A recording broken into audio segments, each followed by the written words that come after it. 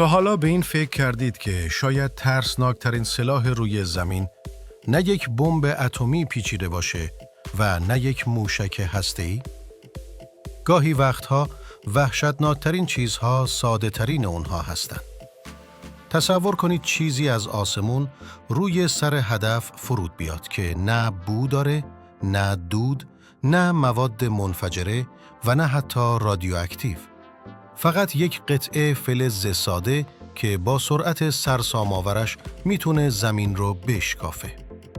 امروز در کانال ردپا میخوایم از رازی پرده برداریم که نظامی‌ها سالهاست توی فضا دنبالش میگردن. سلاحی که بهش میگن پتک خدایان. با ما همراه باشید تا ببینیم چطور ساده ترین قوانین فیزیک میتونن از هر بمبی بمب‌تر باشن. بمباران مداری جنبشی یا همون چیزی که بهش میگن تیرهای خداوند. ایده‌اش خیلی ساده و در عین حال وحشتناکه. به جای اینکه بمب اتم توی مدار زمین بذارن، میان میله‌های سنگینی از جنس فلز تنگستن رو توی ماهواره‌ها جاسازی میکنن. حالا چرا تنگستن؟ چون این فلز جوری قرص و محکمه که وقتی با اون سرعت سرسام‌آور وارد جو زمین میشه و اصطکاک هوا دمای محیط رو به بالای 3000 درجه میرسونه، ذوب نمیشه. این میله ها حدود 6 متر طول دارن و وقتی از فضا به سمت زمین رها میشن، سرعتشون به 24 برابر سرعت صوت میرسه.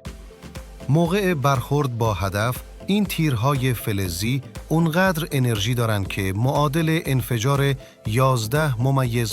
تن TNT تخریب ایجاد میکنند. یعنی بدون اینکه ذره‌ای مواد منفجره یا رادیواکتیو توشون باشه، فقط با تکیه بر وزن و سرعتشون میتونن مثل یک پتک آسمانی عمیق‌ترین پناهگاه‌های بتونی رو پودر کنن.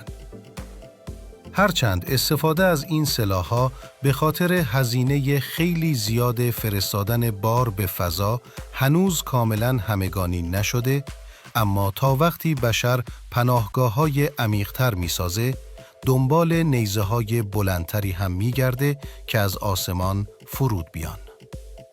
خیلی ممنون که با یک قسمت دیگه از کانال ردپا همراه ما بودید.